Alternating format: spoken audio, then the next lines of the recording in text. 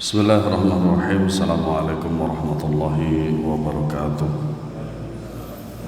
Innal hamdalillah nahmaduhu wa nasta'inuhu wa nastaghfiruh wa na'udzu billahi min shururi anfusina wa sayyiati a'malina. Man yahdihillahu fala mudilla lahu wa man yudlil fala hadiya lahu. Asyhadu an la ilaha illallah wahdahu la syarika lah wa asyhadu anna Muhammadan abduhu wa rasuluh. Allahumma salli wa sallim wa barik ala nabiyyina Muhammadin wa ala alihi wa ashabihi ajma'in. Ma'asyiral muslimin a'azanallahu yakum. Melanjutkan kaidah yang pertama, yaitu mengamalkan sunnah meskipun orang-orang meninggalkan, pada halaman 76. Ingatlah, setiap kali ada suatu sunnah yang lenyap, maka itulah sebagai pertanda munculnya dan tersebarnya bid'ah. Abdullah bin Abbas radhiyallahu anhu menyatakan, akan datang zaman ketika manusia berbuat bid'ah dan meninggalkan sunnah, sehingga bid'ah menjadi hidup dan sunnah pun mati, sehingga tidak dikenal ajaran Islam yang murni, yaitu berupa sunnah. Meninggalkan ajaran sunnah menjadikan umat semakin jauh dan tidak mengetahui ajaran yang benar. Dan inilah yang kita saksikan sekarang. Syekhul Islam Ibnu Taimiyah mengatakan, sesuatu yang hukumnya mustahab, sunnah, memang boleh ditinggalkan, namun dengan syarat tetap meyakini bahwa ia adalah mustahab. Karena ada juga yang meninggalkan, seseorang meninggalkan itu karena dianggapnya dia adalah mustahab.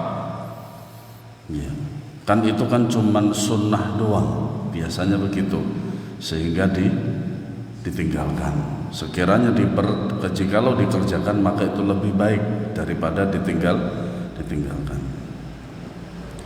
Dan mengetahui hukum demikian adalah fardu kifayah, agar tidak satupun ajaran agama ini yang lenyap. Bayangkan, agama Islam ini yang sempurna, yang dikatakan oleh Allah Subhanahu wa ta'ala adalah agama sempurna, ternyata satu persatu hilang. Jikalau demikian, maka agama ini tidak akan pernah dikatakan bahwasanya agama ini sempurna. Tetapi bagi Allah tidak. Kenapa demikian? Bagi Allah, Allah akan menciptakan atau menjadikan hamba-hambanya yang ikhlas itu menerima sunnah dan menjalankan sunnah Nabi SAW. Semoga Allah merahmati Ibnul Qayyim yang berkata, sekiranya ajaran sunnah tidak diamalkan, niscaya ia pun akan lenyap dan mati. Tanda-tandanya akan menghilang dan jejak-jejaknya tidak lagi terlihat. Betapa banyak amalan yang jelas-jelas menyelisihi sunnah namun dikerjakan umat Islam selama bertahun-tahun sampai saat ini. Seiring berlalunya waktu, sunnah-sunnah pun ditinggalkan dan bid'ah-bid'ah dipraktekkan. Karena memang yang namanya sunnah dan bid'ah itu tidak akan pernah bisa bersatu. Bahkan kalaupun ada, pengamalannya syarat dengan kekurangan di sana sini.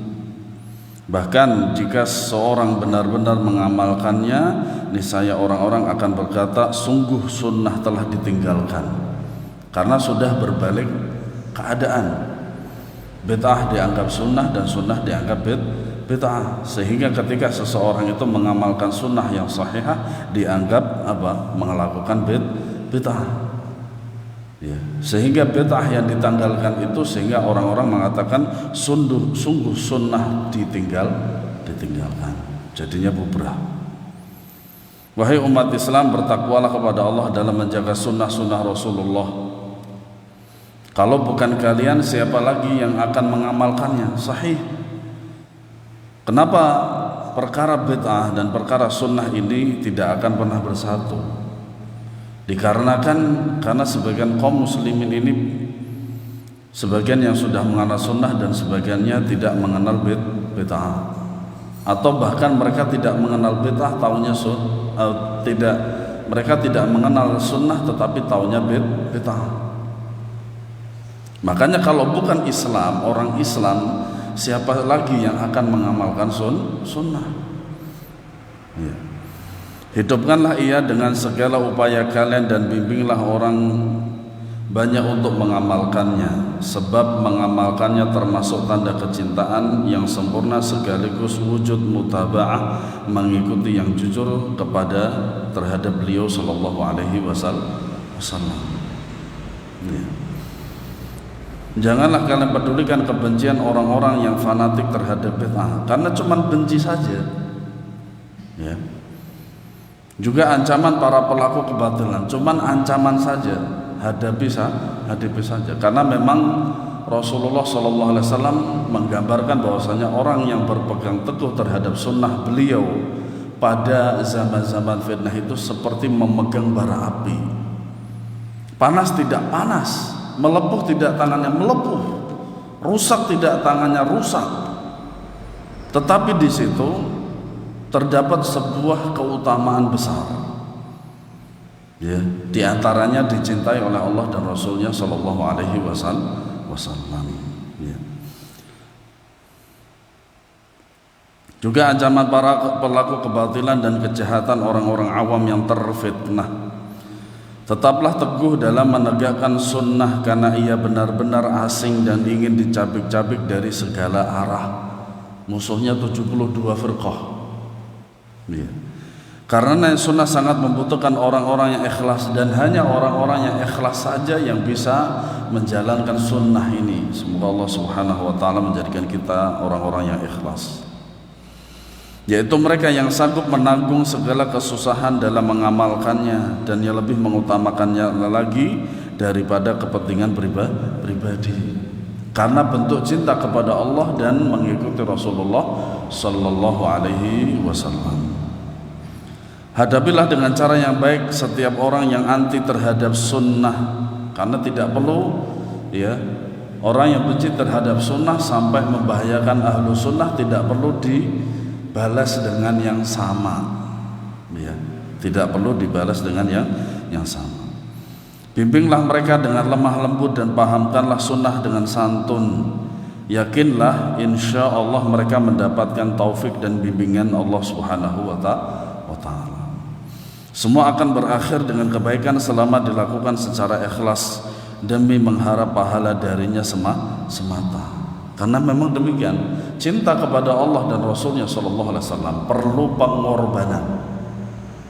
pengorbanan, agar bisa tegar dalam mengamalkan dan mendakwahkan sunnah. Para penegak sunnah perlu merenungi pengalaman Imam Syatibi berikut.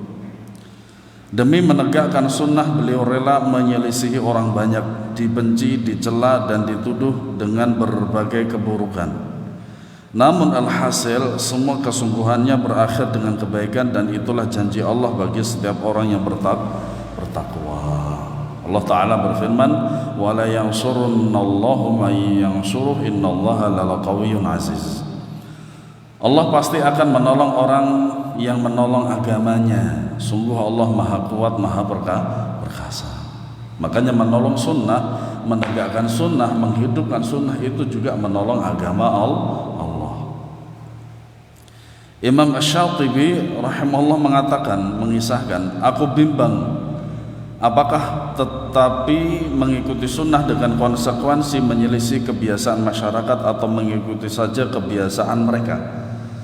Nah, pengalaman daripada Imam Asy-Syatibi ini bisa jadi juga akan menjadi pengalaman kita, sehingga ketika kita mengalami apa yang dialami oleh Imam Asy-Syatibi, maka kita bisa mencontoh beliau selaku sebagai ahli ilmu, selaku ulama, dan beliau telah mengalami apa yang dialami oleh kita.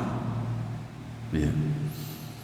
Jika aku berpegang kepada sunnah, bisa dipastikan aku akan menanggung akibatnya sebagaimana dialami siapapun yang sikapnya tidak sejalan dengan kebiasaan masyarakat. Hanya masyarakat saja kok yang membenci antum. Jangan sampai Allah dan Rasulnya membenci antum. Itu yang harus betul-betul kita camkan dalam diri kita apa? Jangan sampai Allah dan Rasulnya membenci kita gara-gara kita hanya ingin dicintai masyarakat. Ya. Apalagi jika masyarakat mengklaim amaran mereka lah yang sesuai sunnah, bukan yang lain. Hanya saja di balik beban berat tersebut aku akan meraih pahala yang besar. Nah, ini salah satu bentuk semangat daripada beliau rahimahullahu taala, dan juga motivasi dari beliau untuk kita mengamalkan sunnah ini dan kita siap untuk menghadapi yang sedemikian rupa. Ya. Sementara apabila aku mengikuti sikap masyarakat, tentulah aku akan sejalan dengan kebiasaan yang ada dan dianggap bagian dari mereka, bukan sebagai orang yang menyelisihi mereka. Namun konsekuensinya aku harus menyelisih sunnah dan amalan salafus saleh, bahkan aku akan dicatat sebagai orang yang sesat. Semoga Allah melindungi darinya. Nah, silakan dipilih. Ya, silakan dipilih. Makanya objek dakwah kita itu juga masyarakat, dan kita pun juga bermasyarakat. Setelah mempertimbangkan semua itu secara matang, aku pun menyimpulkan bahwa derita akibat mengikuti sunnah adalah keselamatan yang sesungguhnya, sedang manusia tidak mungkin menyelamatkanku dari azab Allah sedikit pun. Jadi begini, ketika masyarakat itu menerima sunnah pun, hal itu belum tentu juga menyelamatkan dia dari azab Allah, pelakunya ya, misalnya da'inya. Kalau toh sekiranya tidak bisa memperkenalkan atau menyebarkan sunnah di hadapan masyarakat pun juga, manusia tidak bisa mengadab mereka, para da'i, karena semuanya sudah ditulis. Tetapi di sini yang menjadi nilai plusnya apa? Perjuangannya dalam menegakkan sunnah untuk diri sendiri, kemudian juga untuk orang lain. Jadi yang pertama adalah mengamalkan sunnah walaupun masyarakat itu meninggalkannya, dan sabar. Dan sabar itu adalah satu kata yang memang sulit untuk diamalkan karena memang saking beratnya.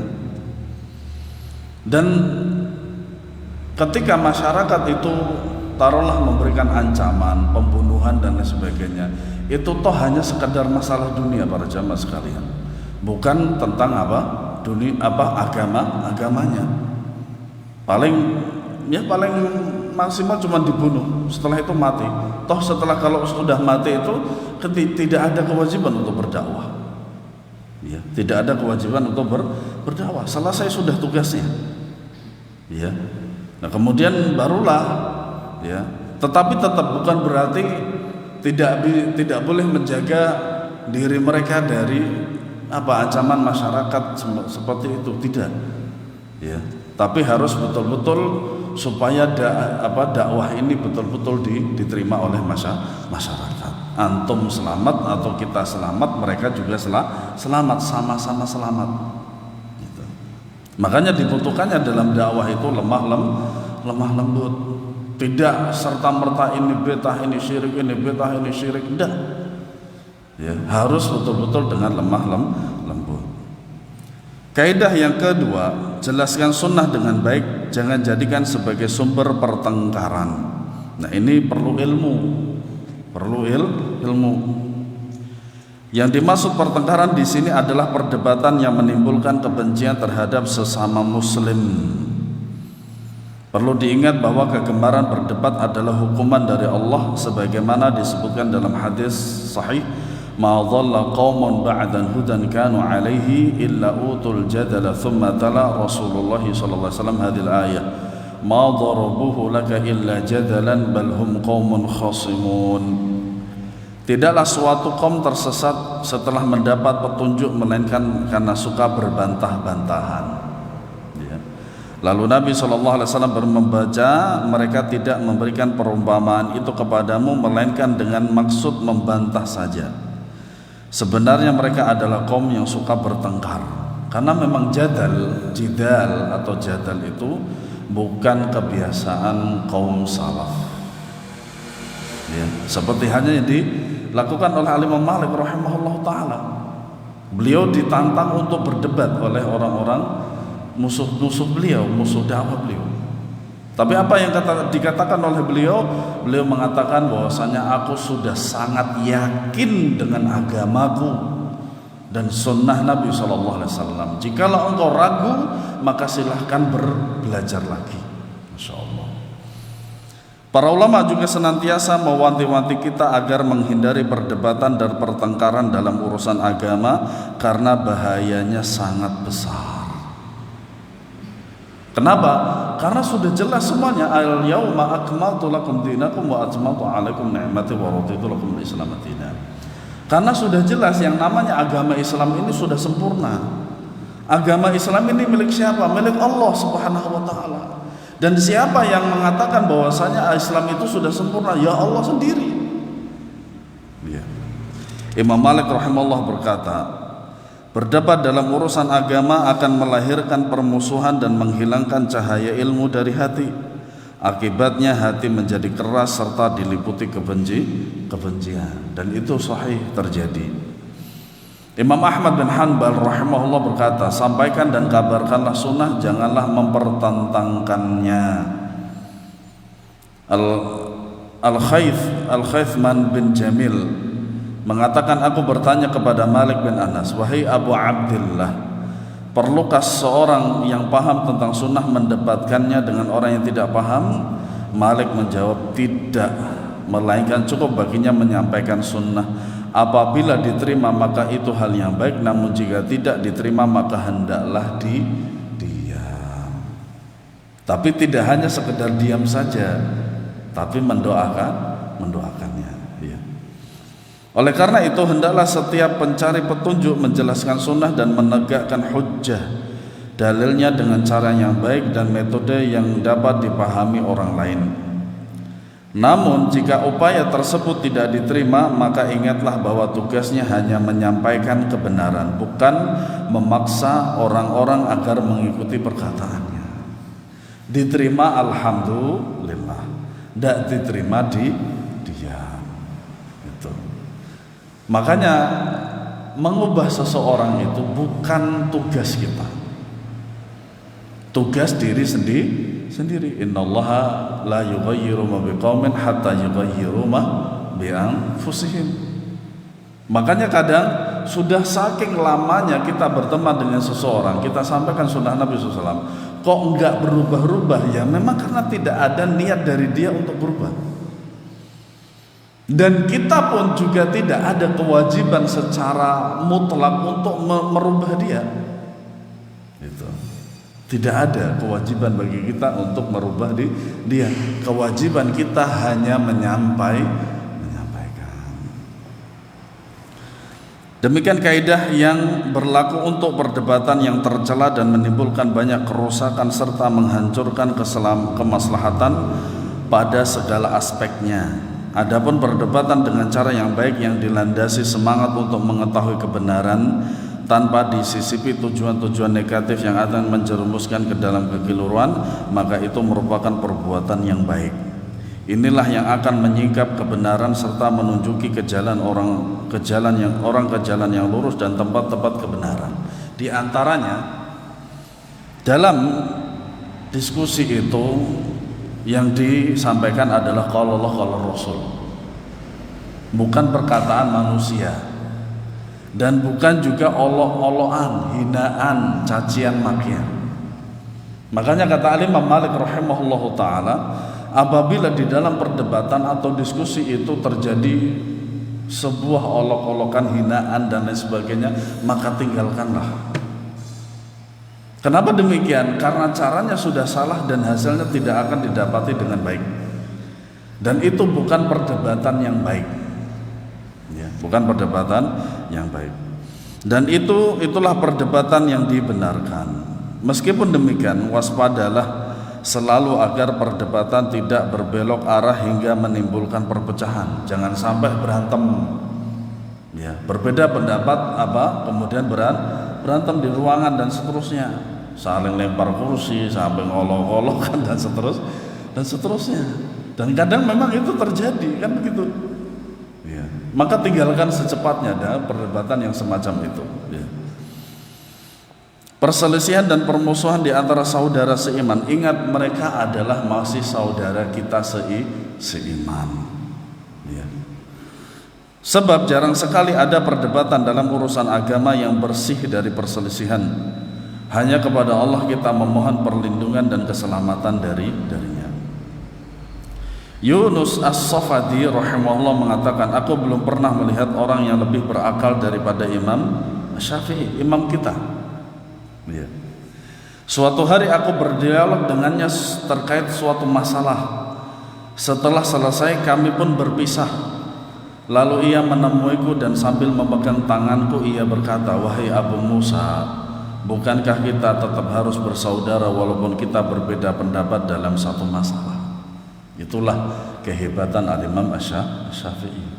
Dan memang ternyata Yunus As-Safadi ini sempat benci terhadap Imam Syafi'i karena dia itu selalu kalah dengan Imam Syafi'i gitu loh.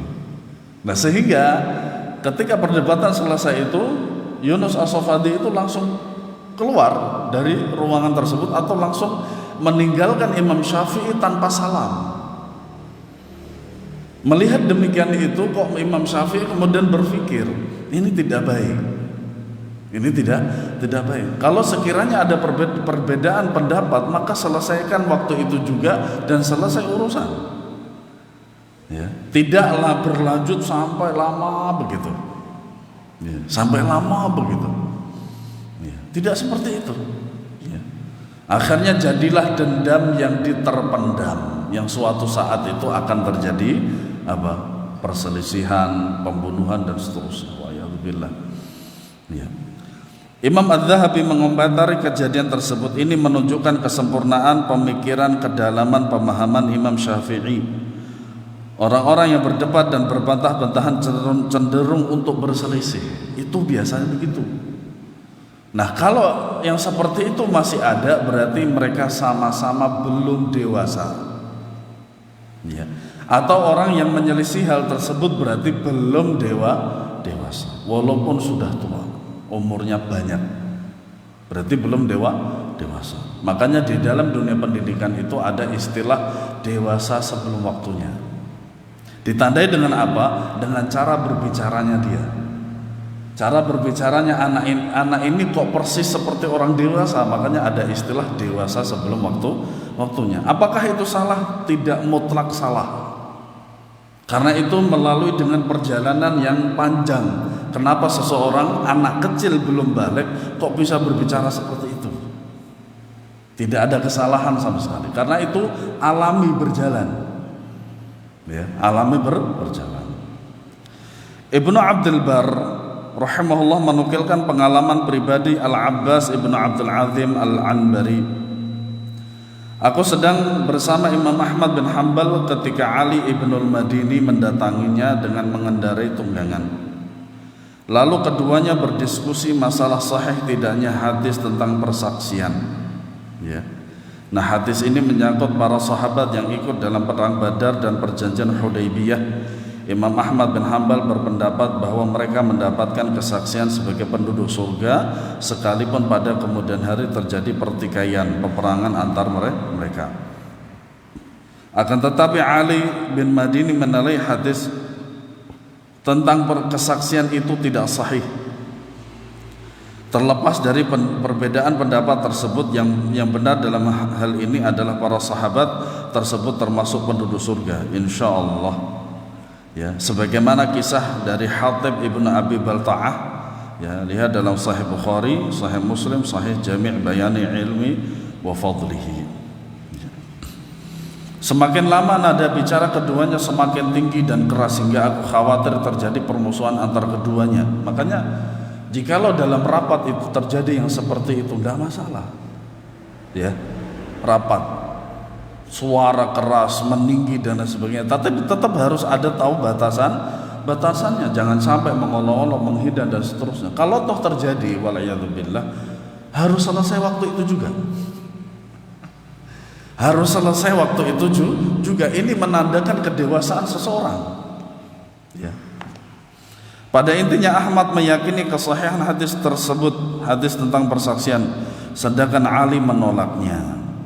Setelah selesai berdiskusi dan Ali akan pergi, Ahmad segera bangkit kemudian memegang tali kekang tunggangannya. Dan ini terjadi pada zaman Syekh Al-Albani rahimahullah dengan Syekh Hamud At-Tujri rahimahullah ta'ala. Di dalam kitab beliau, di dalam media massa, di dalam kajian-kajian beliau, mereka itu saling berbantahan, tapi ilmiah, ya, tapi ilmiah. Jangan seperti mereka tidak seperti anak kecil ketika dikatakan ilmiah itu rumahnya dibakar seperti itu. Ini tidak dewasa sama sekali, itu tidak dewasa sama sekali. Itu pertengkaran mereka dalam tanda kutip, ya. Perdebatan mereka itu sangat-sangat ilmiah sekali. Kalau Allah kalau Rasul tok itu yang disampaikan, ya. Kemudian suatu saat ketika Syekh Hamud At-Tujri itu ada kajian beliau durus ilmiah biasa, ya, dalam membahas sebuah kitab, terdengarlah bahwasanya Syekh Al-Albani itu dari Yordania itu akan menuju Riau, tempatnya Syekh Hamud At-Tujri. Dan ternyata, ya, pada hari hanya itu Syekh Al-Albani, dan memang beliau ada niat untuk mendatangi majelisnya Syekh Hamud At-Tujri. Seketika itu, ketika beliau sampai di majelisnya Syekh Hamud At-Tujri di Riyadh itu, maka Syekh Hamud At-Tujri langsung menghentikan kajian beliau. Kemudian mereka saling bertemu, dan kita tahu bahwasanya di antara kebiasaan orang Arab itu mencium kepala. Itu mereka berebut untuk mencium kepala masing-masing. Kan kalau kita kan cium tangan. Iya. Dan bahkan itu tidak terjadi karena apa? Syekh Hamud tidak mau dicium kepalanya, Syekh Albani juga tidak mau. Sehingga tangan di antara mereka itu memegang muka masing-masing.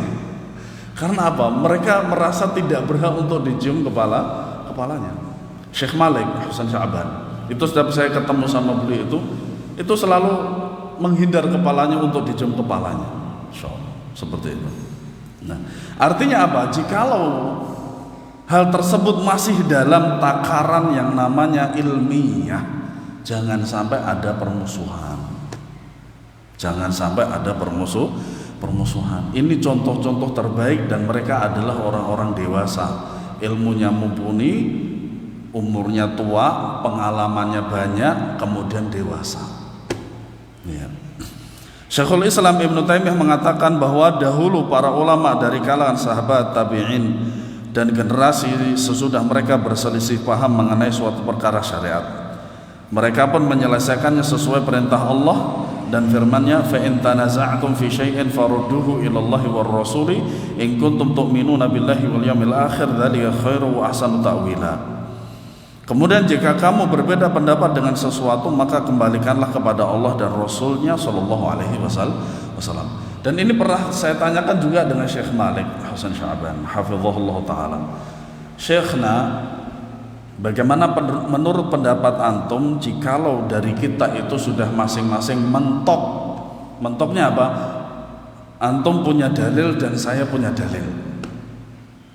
Ya, biasanya kan begitu kan? Untuk menyelesaikan masalah yang sekiranya keduanya itu tidak mendapatkan daripada penyelesaiannya, dia mengatakan ya sudah, ente punya dalil, saya juga punya dalil kok, gitu. Apa jawaban Syekh? Tidak demikian.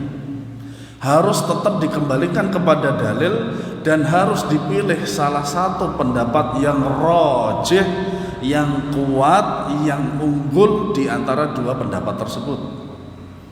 Ya, tetap harus dikembalikan semuanya kepada Al-Quran dan Sunnah. Cari semua dalil-dalil yang mendukungnya. Itu. Nah, kalau setelah itu barulah ditarjih, ya.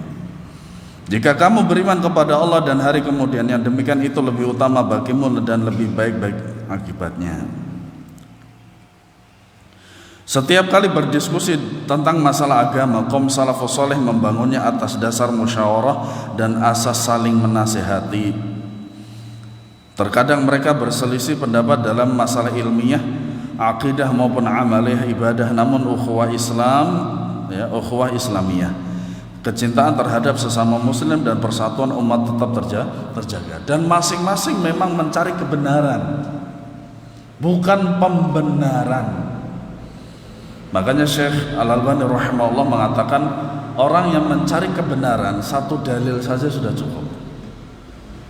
Satu dalil saja sudah cukup. Tapi kalau orang mencari pembenaran 1000 dalil nggak cukup.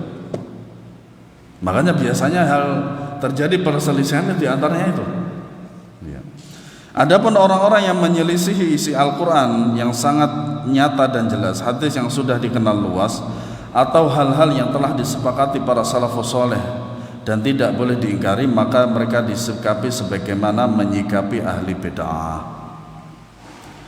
Syekhul Islam juga mengkritisi orang-orang yang fanatik terhadap hal-hal yang bersifat ijtihadiyah hingga memusuhi siapa yang menyelisih pendapat mereka. Itu terjadi. Kalau antum masuk di grup nganjuk mengaji itu kan kayak gitu. Masalah apa?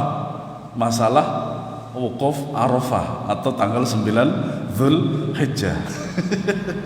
Kalau antum lihat itu, wah, ramai juga gitu. Padahal mau ngasih pendapat silakan aja. Di antara pendapat itu mau mengikuti Saudi monggo, mau mengikuti Indonesia juga monggo. Sekiranya kalau antum atau kita itu menyangka bahwasanya dalil yang kita pegang itu adalah dalil kuat, gitu loh. Nggak usah gontok-gontokan. Kan itu sudah lama permasalahan itu. Kita hanya pemain barunya, gitu loh. Iya. Makanya sering saya bilang, saya sampaikan, kalau kita memegang suatu pendapat itu berkali-kali harus antum baca, dan semua dalil itu harus antum baca, dan pendapat-pendapat yang mengambil pendapat ini harus antum baca semuanya. Tidak cukup sekali, harus berkali-kali sehingga antum kokoh dengan pendapat itu, dan jangan sampai terpengaruh. Jangan sampai terpengaruh seperti itu. Itu sikap yang benar dalam memilih pendapat. Ya. Dan jangan mengambil pendapat yang paling ringan dan paling mudah dan paling enak.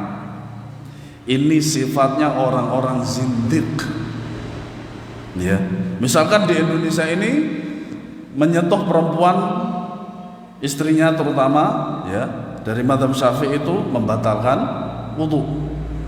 Nanti ketika ke Mekah berbalik menjadi mazhab Maliki, dan itu saya dengar sendiri dari ustaz saya. Tahun 2008 saya bertemu dengan beliau di Masjidil Haram. Beliau serta-merta mengatakan demikian. Dalam mazhab Maliki itu boleh memegang istri walaupun sudah berwudu. Kaget saya. Nah, berarti orang ini hanya mengambil apa enaknya saja daripada mazhab pendapat. Makanya para ulama mengatakan apa? Orang yang mengambil pendapat enaknya dari suatu mazhab, ketahuilah bahwasanya dia zindiq. Gitu. Kenapa? Karena dia tidak berpegang teguh terhadap mazhab yang dianutnya. Cadar. Di dalam mazhab Syafi'i, pendapat pertama, cadar itu wajib. Saya ulangi lagi. Dalam mazhab Syafi'i, pendapat pertama dalam mazhab Syafi'i, cadar itu wajib. Kalau wajib berarti kalau ditinggalkan dosa. Itu pendapat pertama mazhab Syafi'i. Makanya di Cirebon sana itu ada satu ma'had yang memegang dengan pendapat ini, semua santriwatinya bercadar. Dan cadarnya pun hitam, nggak seperti kita berwarna-warni gitu. Nah,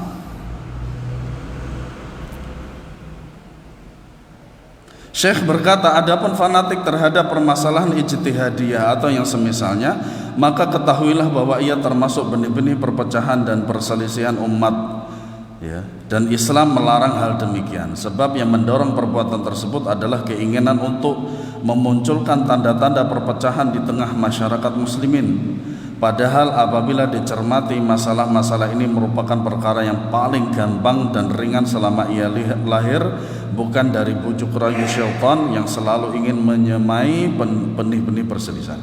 Makanya dalam diskusi itu perlu diingatkan bahwasanya bahwasanya dalam diskusi itu adalah mencari kebenaran, bukan mencari pembenaran. Gitu. Kemudian kaidah yang ketiga, menimbang antara maslahat dan mafsadat.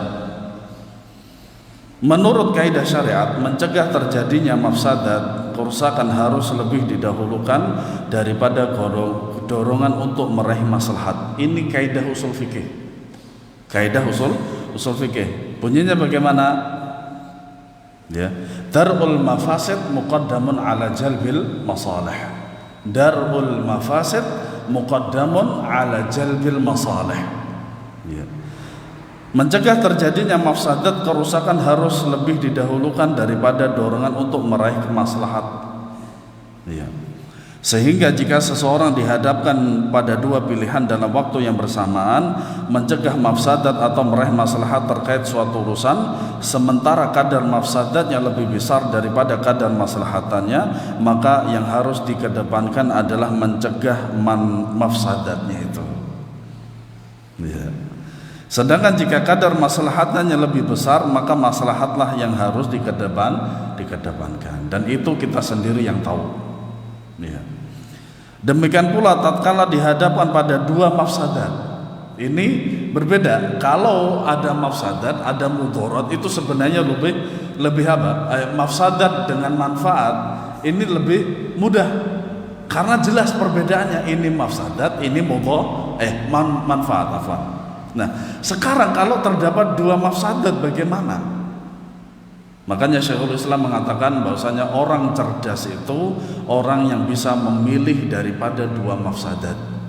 Memilih yang bagaimana? Yang lebih ringan mafsadatnya. Ya. Demikian pula tatkala dihadapkan pada dua mafsadat sementara seseorang tidak punya pilihan selain melakukan salah satunya, maka ia harus memilih mafsadat yang efek atau dampak negatifnya lebih kecil. Ini untuk mafsadat. Harus dipilih yang lebih kecil efeknya atau efek samping daripada mafsadat tersebut.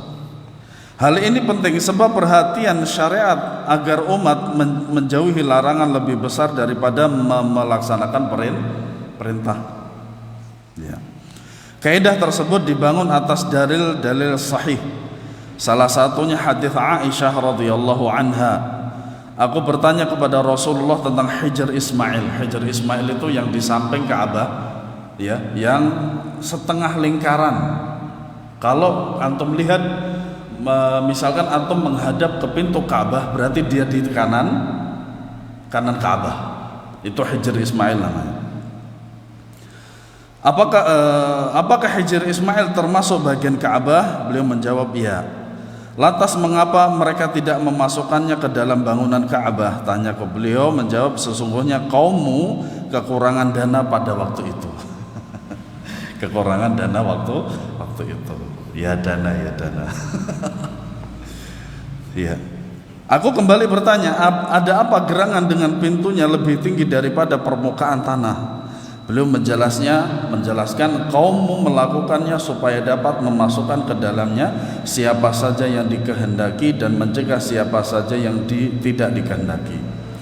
Sekiranya kaummu itu bukan baru saja masuk Islam, niscaya aku akan jadikan Hijr bagian dari Ka'bah, yaitu maksudnya aku perluas bangunan Ka'bah hingga melingkupi Hijr, dan aku turunkan posisi pintunya hingga ke tanah. Akan tetapi aku tidak melakukan demikian karena khawatir mereka akan kembali kepada kekufuran.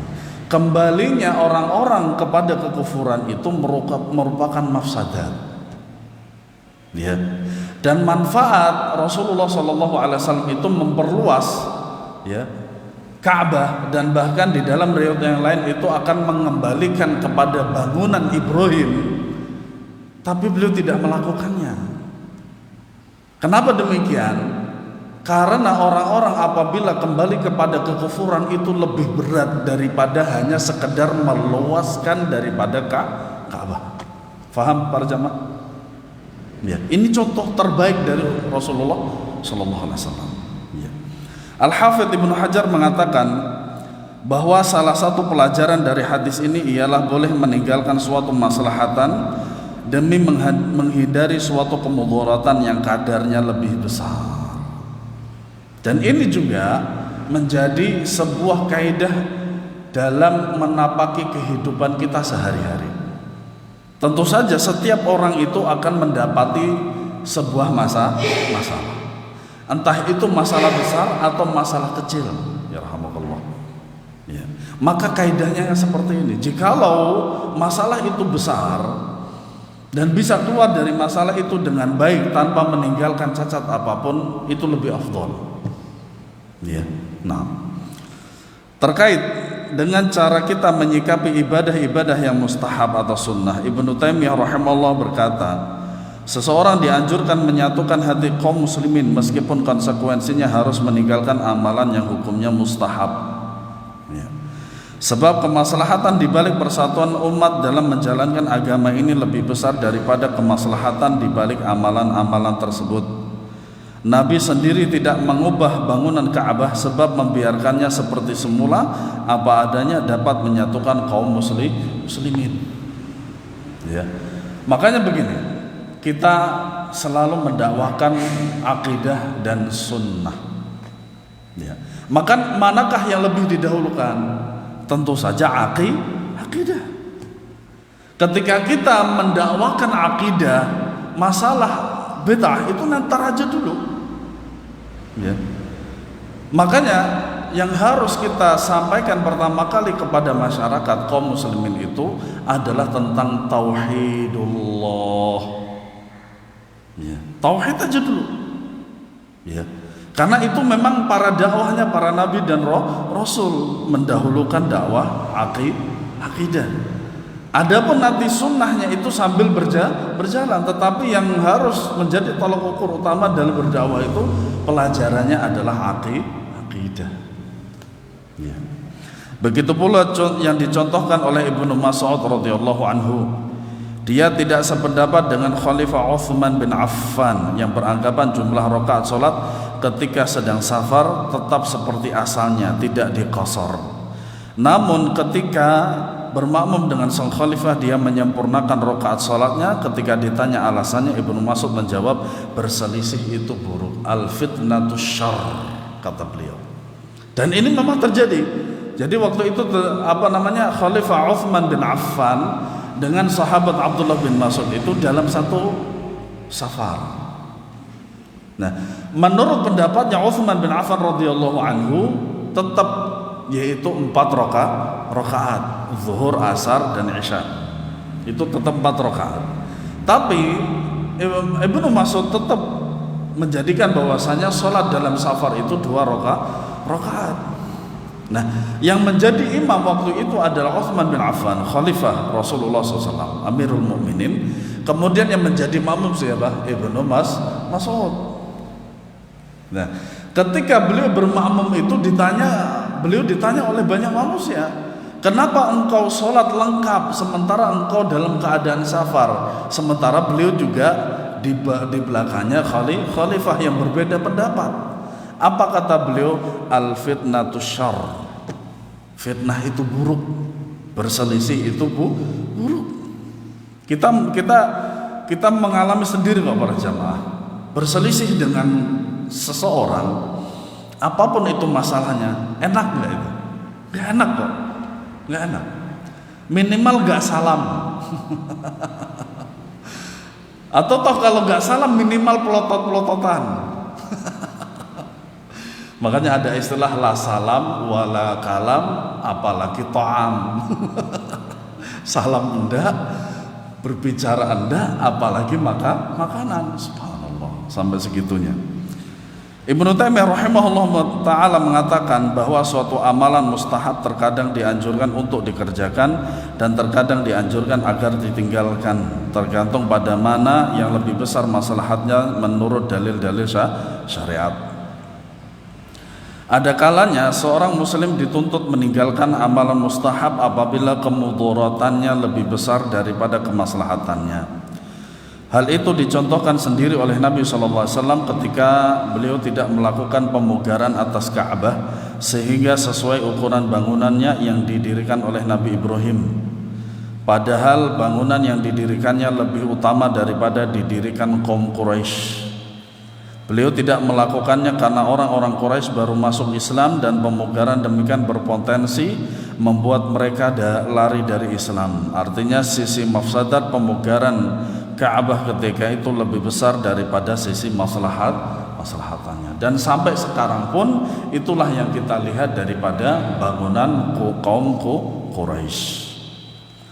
Oleh karena itu para ulama seperti Imam Ahmad bin Hanbal menganjurkan agar meninggalkan suatu amalan salat yang menurutnya lebih afdal demi menyatukan hati para makmum. Misalnya seorang imam meyakini bahwa yang afdal adalah mengerjakan salat witir 3 rakaat adalah dengan 2 salam. Ya.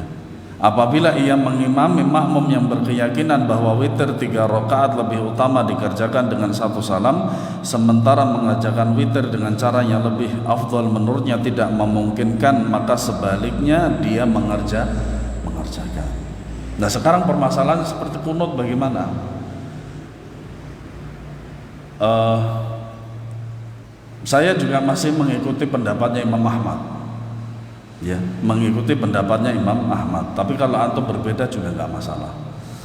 Yaitu apa? Mengikuti imam, kata beliau rahimahullahu taala, "Shalli wa alaihi bid'atuhu." Salatlah mengikuti imam yang kunut itu dan dia akan menanggung bid'ahnya itu. Walaupun di sisi lain juga saya mendengar dari penjelasan Syekhuna Abdul Hakim hafizahullah taala ada istilah mutlak dan muqayyad. Mutlak dan muqayyad, di mana seorang ketika dia bersolat di belakang orang yang sedang melaksanakan kunut itu, maka juga ada 2 keadaan. Apabila muqayyad, ya, terikat, maka dia harus mengikuti daripada apa? Daripada kunutnya imam. Kalau mutlak maka terserah makmumnya dia melakukan apa? Kunut atau tidak dengan cara apa? Mengangkat tangan. Tapi sejauh mana yang antum pahami dari itu maka silahkan amalkan. Itu. Kalau antum berada di belakang orang yang kunut. Dan itu pun juga pernah saya lakukan juga ketika saya sholat mengimami orang-orang yang sebagian besarnya mereka kunut. Tapi saya meminta izin kepada mereka untuk tidak kunut. Gitu. Kalau mau silahkan saya imami, kalau enggak ya sudah saya tak jadi makmum saja. Akhirnya mereka mengizinkan. Ya. Dan sepanjang penelitian saya, kunut itu sunnah. Tapi bukan sunnahnya Rasulullah. Ya, tapi itu pendapat mazhab. Paham ya? Itu pendapat mazhab. Nah, sikap seperti ini lebih membawa kemaslahatan daripada ia mempertahankan pendapatnya namun para makmum tidak senang sholat di belakangnya.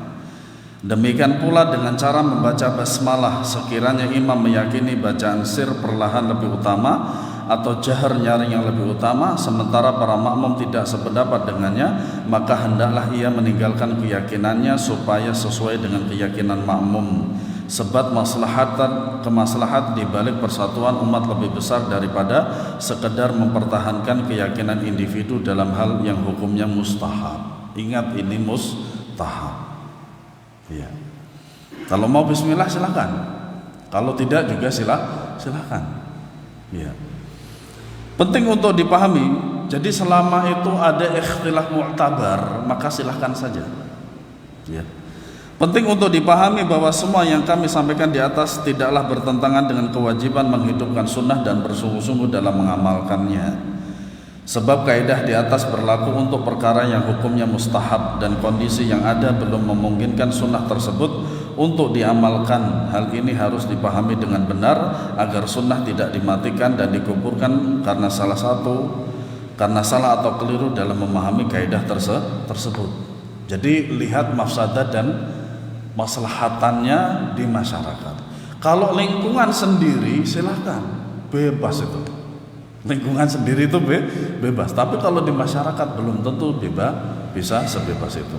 Nah kadang sebagian kita itu ada permasalahan yang sangat signifikan, yaitu apa? Tentang waktu sholat itu terutama. Di desa saya itu, di Lenggong sana itu, adzan zuhur asar itu melebihi dari jam yang sudah ditentukan. Dalam artian dilihat dari matla' keluarnya matahari. Ya. Di sana itu zuhurnya jam 1, asarnya 4:30.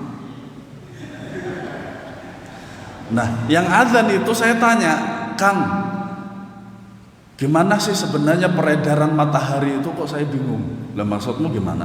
Lah sampean kan adzannya jam 1 zuhur, asarnya 4:30. Jakarta itu kan zuhur aja nggak ada jam 12. Apa iya matahari itu dari Jawa Timur langsung ke Jakarta dulu kemudian balik lagi? Saya bilang, diem aja. Ya saya mengikuti petani. Sekarang antum saya tanya, jenengan saya tanya, ketika antum adzan jam 1, ada nggak para petani di situ? Nggak ada juga. Antum adzan asar 4:30, ada nggak petani di situ? Ternyata juga nggak ada. Lah terus opo masalahnya gitu. Akhirnya saya sampaikan itu, ayul amali afdal as-salatu ala waktiha. Dan seperti itu, kadang syariat Islam itu diakal-akali oleh manusia yang seperti itu loh. Ya. Akhirnya pun juga apa? Yang jadi korban itu para petani. Yang harus disalahkan itu para petani. Ternyata petaninya juga nggak demikian gitu. Ya, seperti itu. Nah, oleh karena itu jika seorang muslim berpegang pada sunnah lalu sikapnya dianggap menghalangi jalan menuju persatuan dan akan melahirkan mafsadat berupa perselisihan, maka anggapan itu tidak benar sama sekali. Sebab persatuan umat tidak selamanya bisa dijadikan sebagai alasan untuk meninggalkan sunnah, terlebih lagi jika hukumnya lebih dari sekedar mustahab. Keliru dalam memakai alasan ini bisa menyebabkan ditinggalnya ajaran sunnah secara keseluruhan, dan itu kerusakan yang amat besar. Dengannya akan hilang sebagian syariat Allah. Ya.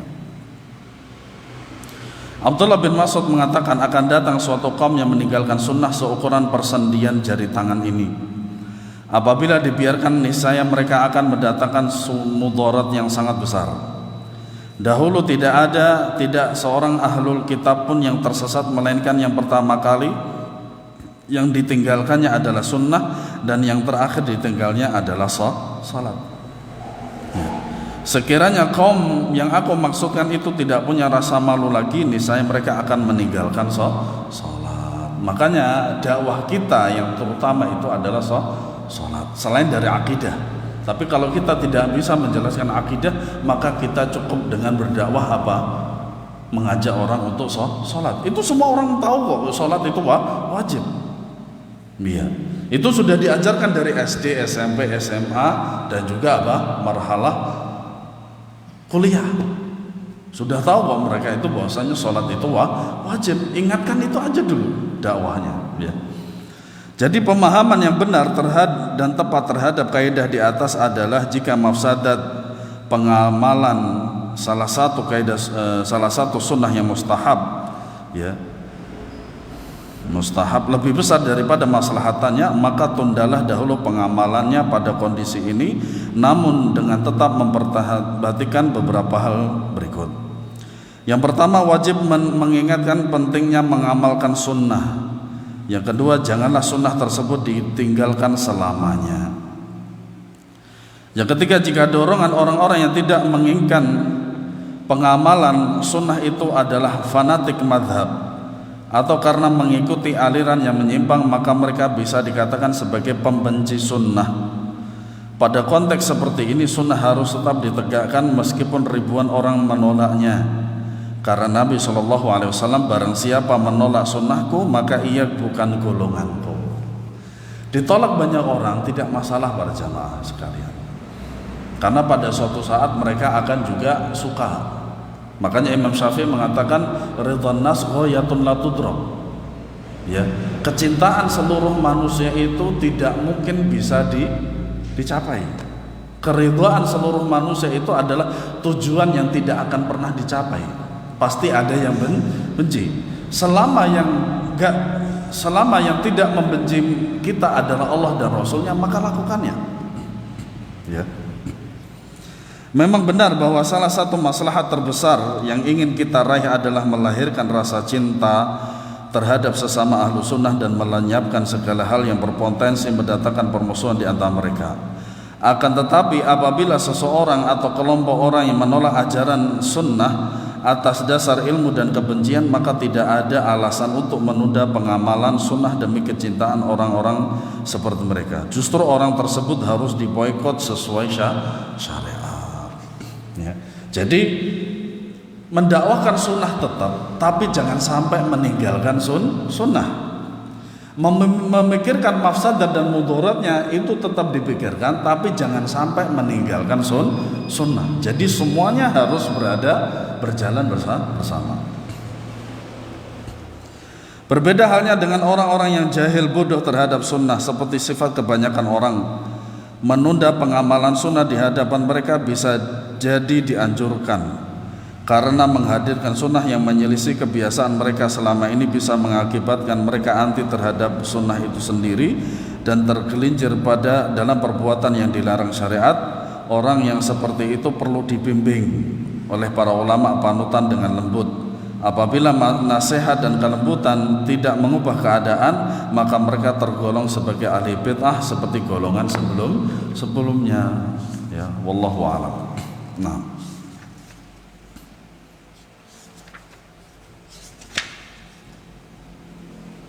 baik, kita tambah sedikit. Belum jam 6 toh? Masih 10 menit lagi. Kaidah yang keempat, boleh mengingkari orang lain dalam masalah khilafiyah. Tidak sedikit kaum muslimin yang keliru dalam memahami hakikat permasalahan ijtihadiyah dan masalah khilafiyah yang masih diperselisihkan. Menurut mereka, masalah khilafiyah tidak ubahnya seperti masalah ijtihadiyah. Sama-sama tidak boleh dipersalahkan. Ini adalah kekeliruan yang nyata, karena tidak semua permasalahan khilafiyah merupakan permasalahan ijtihadiyah. Akibatnya mereka jatuh kepada keyakinan tidak boleh mengingkari orang lain dalam masalah khilafiyah. Sungguh ucapan ini batil dan mengakibatkan banyak kerusakan dalam agamanya. Salah satunya adalah menafikan amar ma'ruf nahi munkar. Ini akan hilang. Terdapat penjelasan menarik Ibnul Qayyim rahimahullah terkait kekeliruan opini bahwa permasalahan khilafiyah tidak boleh diingkari, dipersalahkan. Menurutnya, pengingkaran terhadap permasalahan yang dianggap khilafiyah adalah sesuatu yang dapat dibenarkan syariat. Pengingkaran tersebut bisa ditujukan kepada pendapat atau fatwa dan juga kepada amalan. Makanya kadang fatwa itu ya lebih kepada amalan. Apabila suatu pendapat atau fatwa jelas-jelas menyelisihi sunnah dan ijma yang sudah dikenal, para ulama sepakat bahwa pendapat demikian wajib ditolak dan diingkari. Penjelasan atas kelemahan suatu pendapat dan penyelisihan yang jelas terhadap dalil termasuk bentuk pengingkaran. Adapun terkait amalan, ia wajib diingkari apabila menyelisih sunnah atau ijma, tentu sesuai dengan kadar kekeliruannya. Bagaimana mungkin seorang faqih melarang pengingkaran terhadap masalah-masalah khilafiyah, sementara para ulama fikih dari semua madhab jelas-jelas menganulir hukum yang ditetapkan seorang hakim apabila menyelisih Al-Quran dan hadis, meskipun pendapat hakim tersebut didukung oleh sejumlah ulama. Makanya kadang jumhur ulama itu tidak menunjukkan kekuatan dari fatwa tersebut. Ya. Boleh mengambil dari fatwa-fatwa yang menurut kita atau menurut para ulama lainnya juga kuat. Adapun apabila dalam satu masalah tidak terdapat dalil baik dari Al-Quran, hadis, ijma maupun pintu ijtihad pun, ya, maka pintu ijtihad pun terbuka baginya. Kesimpulan hukum dalam permasalahan seperti inilah yang tidak boleh diingkari. Artinya siapapun yang mengamalkannya, baik mujtahid maupun muqallid, yaitu orang yang bertaklid, maka ia tidak boleh disalahkan. Kerancuan-kerancuan ini lahir dari keyakinan keliru sebagian orang, yaitu anggapan bahwa masalah khilafiyah sama seperti masalah ijtihadiyah. Pada umumnya mereka terdiri dari orang-orang yang tidak mendalam pemahaman keislamannya. Wallahu a'lam bissawab. Semoga bermanfaat. Subhanakallahumma bihamdika asyhadu an la ilaha illa anta astaghfiruka wa atubu ilaik. Assalamualaikum warahmatullahi wabarakatuh.